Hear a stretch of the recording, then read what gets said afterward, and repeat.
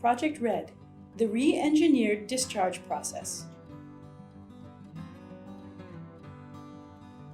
Preparing for discharge from day one ensures a smooth transition as they step back into community.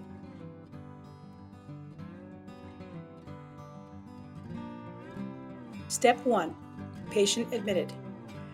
A skilled nursing home stay helps the patient recover and prepare for the journey home.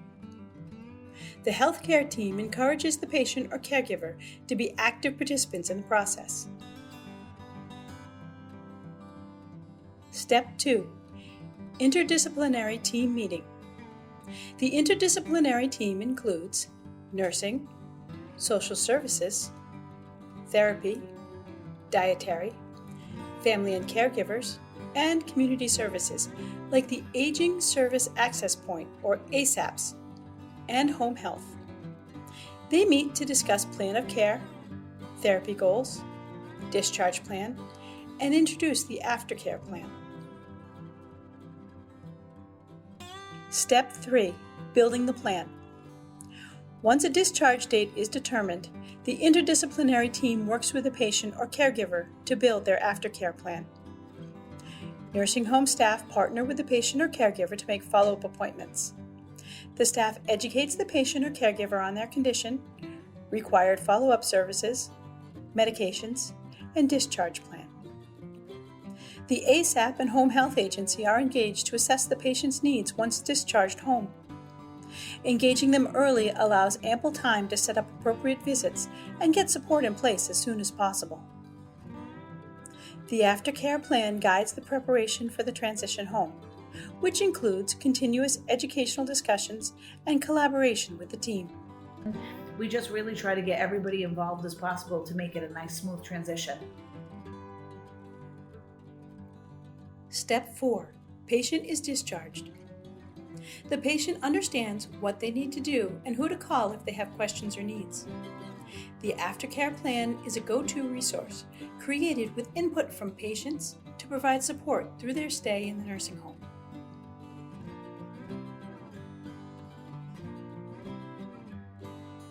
Step 5.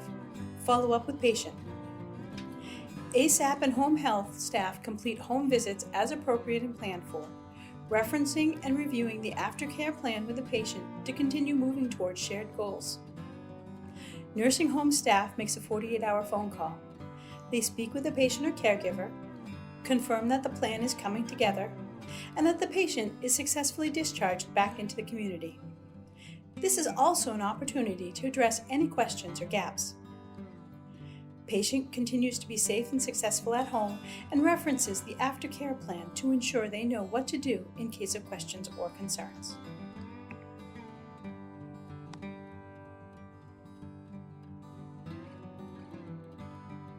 When you put everyone's main objective together, that's how we formulate the success and we move you forward.